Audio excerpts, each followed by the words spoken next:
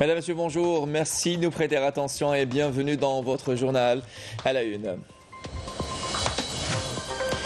Dans l'Algérie nouvelle, celle des politiques tournées vers l'avenir et les visions pragmatiques, les directives du président de la République arrivent et s'orientent vers la nécessité pour l'Algérie de s'ouvrir sur le monde à travers notamment l'extension de son réseau de lignes de transport aérien, artère vitale de l'économie.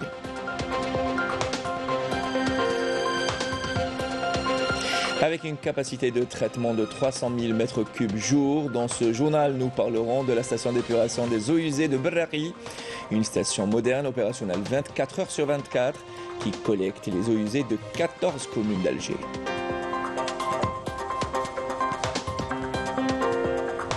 Et l'actualité est marquée par le début ce mardi à Johannesburg des travaux de la 15e session du sommet annuel des BRICS. Un rendez-vous crucial où la question de l'élargissement du bloc des BRICS avec l'adhésion de nouveaux membres et l'élaboration d'une feuille de route économique, commerciale et financière seront à l'ordre du jour de cette nouvelle session. Et à la fin de ce journal, poussant les portes des coulisses du car ferry Badji Mokhtar 3, en immersion, nous découvrirons de plus près ce navire d'une capacité de 1800 passagers. Voilà pour les titres, bienvenue à vous tous. Il n'y a plus de place pour les procédures et les décisions arbitraires dans la nouvelle Algérie. L'Algérie nouvelle, celle des politiques tournées vers l'avenir et les visions pragmatiques. Avec une vision réaliste et familiarisée avec les déficiences et les déséquilibres du système économique du pays, les directives du président de la République arrivent et s'orientent vers la nécessité pour l'Algérie de s'ouvrir sur le monde à travers notamment l'extension de son réseau de lignes de transport aérien. Une artère vitale de l'économie en adéquation avec la nouvelle stratégie du pays et son orientation économique en misant sur l'encouragement des partenariats et des échanges commerciaux avec l'ouverture de nouvelles lignes aériennes avec les pays du monde, notamment vers d'autres pays de l'Afrique qui commencent progressivement à se concrétiser dans la réalité, jettera inévitablement une ombre sur les indicateurs de l'économie nationale. MLC Lidera. حتى نسهل الدخول تاعنا لإفريقيا لأن احنا أفارقة قبل كل شيء والقارة تاعنا يعني في المتناول تاع اقتصادنا نفتح إن شاء الله خطوط جوية مع كل العواصم الهامة الإفريقية لأن من العيب والعار أن جزائري باش يمشي لدكار يمر على باريس ولا يمر على C'est à partir de cette perspective que la nouvelle approche de l'Algérie s'est formée. Une approche basée sur la diversification économique et l'ouverture sur le monde. Une approche qui inclut l'expansion de ses liaisons aériennes vers de nouvelles destinations et le renforcement de sa flotte aérienne. Une nouvelle orientation que le président de la République s'est engagé à poursuivre. Nous avons 5 vols par semaine vers Dakar et 2 vols vers Niamey, 4 vers Bamako, Abidjan avec 3 vols par semaine, Ouagadougou a raison de 2 vols par semaine et enfin Nouakchott avec 3 vols par semaine. La position géographique stratégique de l'Algérie lui permet d'être un trait d'union entre les différents pays qui l'entourent. C'est aussi une façon de renforcer son rôle important sur le plan régional et international. Les experts politiques estiment que la position stratégique de l'Algérie lui permet de jouer un rôle important sur la scène internationale, ce qui lui permettra de diversifier et de développer son économie. Et cela ne peut se concrétiser qu'en ouvrant de nouvelles lignes aériennes et des liaisons avec le plus grand nombre de pays. La nouvelle stratégie de l'Algérie, celle de l'ouverture sur le monde, ne se limite pas aux lignes aériennes vers l'Afrique. La vision tracée par le président de la République implique également l'instauration de liaisons aériennes vers les grands pôles mondiaux. Avec l'inauguration il y a moins d'un mois d'une ligne aérienne vers la ville russe Saint-Pétersbourg. L'Algérie compte également créer des liaisons aériennes avec tous les pays avec lesquels elle entretient des relations historiques et d'amitié. D'ailleurs, une ligne vers Caracas, capitale du Venezuela, sera bientôt opérationnelle. للإعلان عن فتح خطوط جوية جديدة. Les procédures avancent à bon rythme pour annoncer l'ouverture d'une ligne aérienne vers Douala au Cameroun, vers Addis Abeba en Éthiopie, vers la ville nigériane d'Abuja. L'ouverture de la ligne Alger-Caracas va se faire incessamment, ce qui permettra de relier l'Amérique latine à l'Afrique. Une politique à travers laquelle l'Algérie vise à donner une nouvelle impulsion à son économie nationale. Et ce, en favorisant les échanges commerciaux avec les autres pays et en assurant la fluidité de déplacement des individus. Et dans cette optique, la compagnie aérienne nationale Air Algérie a inauguré ce dimanche à l'aéroport international Houari Boumediene son premier vol direct reliant Alger à Johannesburg en Afrique du Sud. Une nouvelle desserte qui contribuera à répondre au renforcement des relations de coopération entre les deux pays, notamment dans le domaine économique. Et dans le cadre de la politique du président de la République visant à un meilleur positionnement de l'Algérie en Afrique. Air Algérie prévoit d'annoncer prochainement ses projets d'ouvrir de nouvelles lignes vers d'autres pays africains, à savoir le Cameroun, le Gabon ou encore l'Éthiopie. Plus de détails avec Raouf Hamoucha. Inauguration du premier vol Alger-Johannesburg depuis l'aéroport international Houari Boumediene. La compagnie aérienne Air Algérie a lancé sa nouvelle liaison en raison de 2 dessertes par semaine qui permettra de consolider les relations avec l'Afrique du Sud. Cette nouvelle desserte contribuera à répondre au renforcement des relations de coopération entre les deux pays, notamment dans le domaine économique. L'ouverture de cette ligne aérienne est le couronnement de gros efforts déployés en amont en faveur du développement des relations bilatérales entre l'Algérie et l'Afrique du Sud, notamment dans leur volet économique. C'est aussi un acquis important dans la stratégie de développement de la compagnie nationale Air Algérie, qui intervient conformément aux instructions du président de la République portant orientation des échanges commerciaux vers l'Afrique.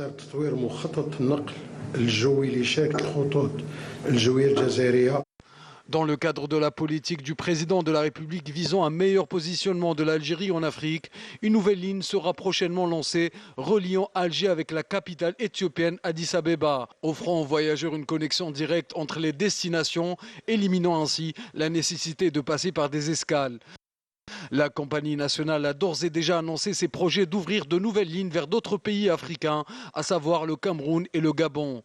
Pour rappel, Air Algérie dessert déjà 7 pays en Afrique, le Burkina Faso, la Côte d'Ivoire, l'Égypte, la Mauritanie, le Niger, le Sénégal et la Tunisie.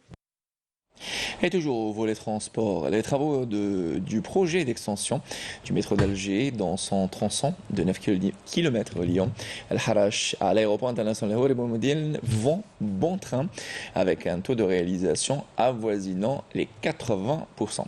Cette ligne permettra une meilleure accessibilité à l'aéroport Houari Boumediene, nous dit Yanis Eid Belkacem dans ce reportage.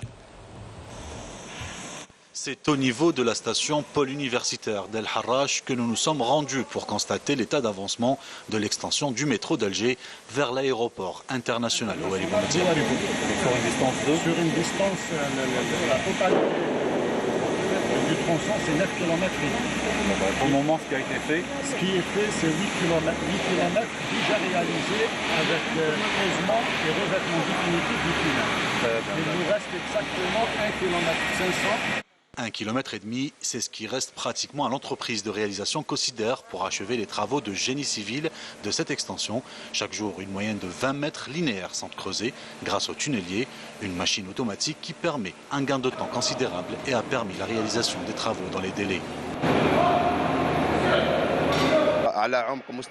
Nous sommes à 30 mètres sous terre. L'état d'avancement des travaux du tunnel est à 80%. Donc nous sommes à la phase finale. Comme vous pouvez le remarquer, le revêtement en béton est fait. Le tunnelier, une machine qui permet de creuser, d'évacuer des déblais, mais également à la mise en place d'un soutènement. Pas moins de 20 mètres sont creusés chaque jour. En ce moment, le tunnelier se prépare pour la prochaine étape, celle du soudage, ainsi que la maintenance mécanique électrique pour qu'il puisse avancer à la prochaine station de Hassan Badi. Et justement, c'est à la station de métro de l'aéroport international que nous nous sommes rendus pour constater de visu l'état de la station prête pour la phase finale des travaux. Concernant les travaux du système intégral et de l'aménagement intérieur et extérieur de l'extension aéroport, juste à la réception provisoire des travaux de génie civil qui sont en voie de finalisation. Les travaux du système et des aménagements peuvent entamer incessamment. Une fois achevée, cette extension facilitera l'accès à l'aéroport Houari Boumediene qui est en phase de devenir un hub aéroportuaire et une plateforme de transit vers l'Afrique et le reste du monde. L'eau est une denrée rare, en particulier pour les pays en stress hydrique.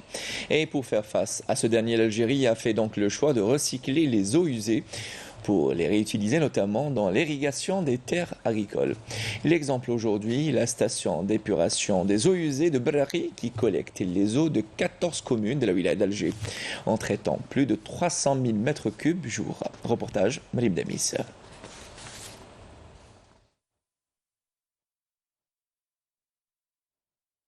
De la capitale, située à Berraqi, cette station traite les eaux usées de 14 communes d'Alger. Opérationnelle 24 heures sur 24, cette station compte sur des procédés modernes pour le traitement des eaux usées avec l'élimination des substances biologiques et chimiques, avant que l'eau ne soit rejetée dans le milieu naturel ou encore utilisée pour l'irrigation agricole. La station d'épuration de Berraqi est conçue pour traiter pratiquement 300 000 mètres cubes jour. Elle est répartie sur 2 tranches. Donc les étapes du process sont bien claires comme toutes les stations d'épuration.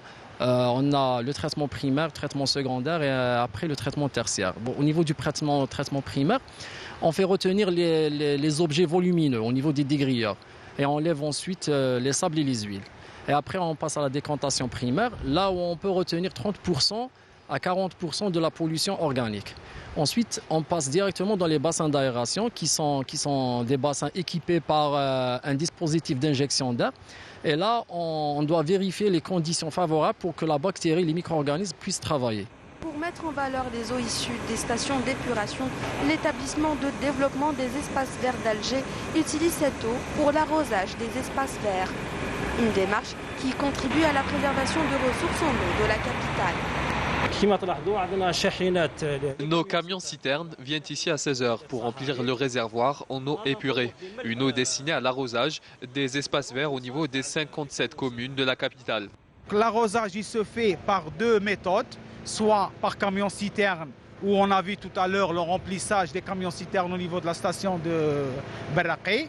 Et actuellement l'arrosage au niveau de ce rond-point par camion-citerne, soit directement par réseau d'arrosage au niveau des TPC et au niveau des échangeurs des axes autoroutiers. Du moment où on est en été, les horaires d'arrosage sont toujours les horaires fraîches.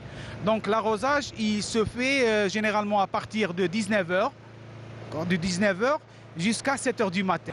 La station d'épuration des eaux usées de Berraqi revêt une importance capitale pour la protection de l'environnement en permettant la réutilisation sécurisée de l'eau épurée. Elle agit en faveur de la préservation des ressources en eau et contribue à la protection. Et nous nous excusons pour cette qualité du son. Nous allons revenir sur ce reportage dans l'édition de 19h. Né en visite de travail dans la wilaya de Tougourt, le ministre de l'Agriculture et du Développement rural, Mohamed Abdelhamid Hanni, a mis l'accent hier sur la nécessité d'investir dans les potentialités agricoles, notamment dans les régions du sud du pays, pour atteindre l'autosuffisance alimentaire. Walid Ousfi. Investir davantage dans le secteur de l'agriculture, un objectif majeur que se sont fixés les agriculteurs et les éleveurs de Tougourt qui ont réussi à diversifier leur production grâce aux aides et à l'accompagnement de l'État. L'exemple dans cette ferme qui a pu atteindre une centaine de vaches laitières en un peu plus d'1 an. Quand nous avons commencé à travailler dans cette exploitation, nous disposions de 22 vaches. Dieu merci, nous avons atteint 100 vaches laitières en seulement 14 mois. Et ce, grâce à l'aide et à l'accompagnement de l'État. Nous avons aussi un autre programme pour l'engraissement. هذه الأبقار هذه كلها موجهة للحلوب. Nous avons planté 240 hectares de sorgho. Nous comptons atteindre les 500 hectares de blé dur, de blé tendre et d'orge avant le mois d'octobre. L'entreprise Cosider vise à contribuer à l'autosuffisance.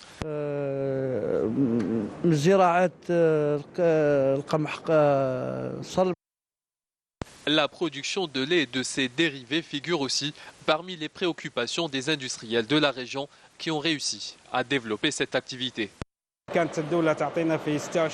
Nous avions droit à un quota mensuel de 26 tonnes par mois que l'État nous a accordé. Aujourd'hui, nous avons droit à plus de 54 tonnes, ce qui nous permet de produire en moyenne 20 000 litres par jour. Pour la deuxième phase de notre investissement, nous envisageons de produire du lait de vache sans matière grasse, le lait entier et le lait demi-écrémé. Nous aspirons à ce que cette filière se développe davantage et qu'il y ait plus d'accompagnement concernant l'élevage bovin, l'alimentation de bétail et aussi les producteurs de lait. De quoi créer davantage de postes d'emploi pour les jeunes de cette wilaya et redynamiser par la même occasion l'économie de la région. Et l'actualité est marquée également par le début ce mardi à Johannesburg des travaux de la 15e session du sommet annuel des BRICS qui se déroulera, rappelons-le, jusqu'au 24 août. Un rendez-vous crucial où la question de l'élargissement du bloc des BRICS avec l'adhésion de nouveaux membres et l'élaboration d'une feuille de route économique, commerciale et financière seront à l'ordre du jour de cette 15e session du sommet annuel des BRICS. La question de la lutte des peuples palestiniens et sahraouis sera également au cœur de ce sommet, nous dit Raouf Hamouch. La question de l'élargissement du bloc des BRICS avec l'adhésion de nouveaux membres et l'élaboration d'une feuille de route économique, commerciale et financière seront à l'ordre du jour de la 15e session du sommet annuel des BRICS. La question de la lutte des peuples palestiniens et sahraouis sera également au cœur de ce sommet, mettant l'accent sur le nécessaire respect de l'intégrité territoriale et de la souveraineté de tous les pays et peuples.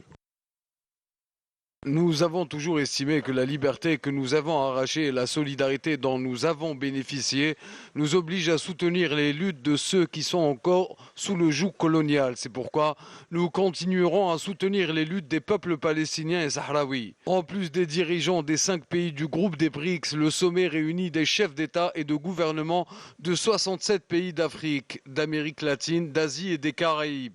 La participation de l'Algérie à ce sommet traduit tout l'intérêt accordé par les autorités du pays à contribuer à la réflexion autour des questions liées à la reprise face aux crises multidimensionnelles, au renforcement d'un multilatéralisme juste et à la réforme de la gouvernance mondiale. Cet événement constituera une occasion pour les participants d'échanger au plus haut niveau sur des thématiques d'actualité, notamment les voies et moyens de renforcer la coopération des pays en développement pour assurer une reprise économique mondiale inclusive et un développement durable. Rappelons que l'Aziz Faye, ministre des Finances, participe au forum Outreach Plus dans le cadre de la 15e session du sommet annuel des BRICS en sa qualité de représentant personnel du président de la République. Et dans l'actualité internationale, en Palestine occupée, un adolescent palestinien est tombé en martyr sous les balles des forces de l'occupation sioniste dans le nord de la Cisjordanie occupée.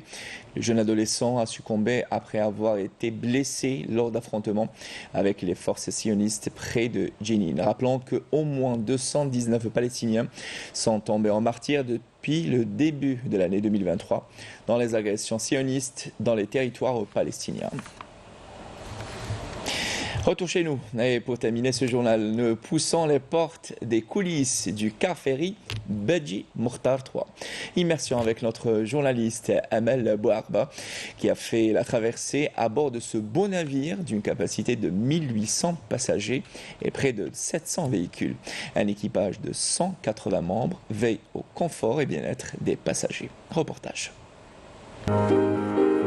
On dit que le meilleur des navires ne vaut que par son équipage. C'est certainement le cas avec le Bedji Mokhtar 3, un navire qui depuis son entrée en service le 1er novembre 2021 a le vent en poupe. Préparez-vous à mettre les voiles sans faire de vagues. Dans ce reportage, nous vous ferons découvrir les coulisses de ce somptueux bateau avec une immersion dans l'équipage, un équipage qui veille au confort et à la sécurité des passagers H24. Une traversée aller-retour Alger-Marseille, tout en douceur, qui permet de côtoyer l'équipage et de partager leur vie de marin. On a toujours dit que le voyage forme la jeunesse. Ça nous forge et ça nous forme énormément. Parce que je n'ai pas fait que ces navires à passagers. J'avais fait dans le passé le cargo, j'avais fait quand même l'Extrême-Orient, l'Europe du Nord, l'Afrique de l'Ouest. Donc ça, c'est une expérience qui n'a pas d'égal aussi.